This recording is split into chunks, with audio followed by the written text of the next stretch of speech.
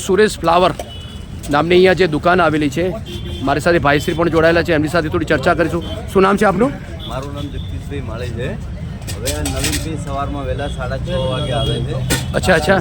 અને 8:30 વાગ્યા સુધી જેમાં જે જ્યુસ પાવે છે એમાં મગનું હોય છે, બીટનું હોય છે, દૂધીનું હોય છે, કારેલાનું હોય છે. એમાં બીજું કોઈ નથી, કેમિકલ, બધું નેચરલ હોય છે. અચ્છા અચ્છા. તે હાથે બનાવે છે ને હાથે જ બધાને પાવે છે. બરાબર. શરીર માટે બહુ સારું રહે છે. અને બીજી વસ્તુ કે કંઈ બી આવું કોરોના હોય છે, પછી કોઈ ઇલેક્શન હોય છે, ત્યારે સારી ફ્રી ઓફ સેવા આપે છે.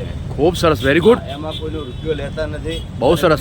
અત્યારે ગરમી હતી ત્યારે બહુ ઇલેક્શન હતું, ત્યારે બી વરિયાળીના લોકો જ્યુસ પાઈ હતું ફ્રી ઓફ બધાની અંદર. બહુ સરસ. જે બી ઇલેક્શન આલીને આવે, ઇલેક્શનનું બતાવે, એમની માટે એમને જ્યુસ પાવે છે. બરાબર.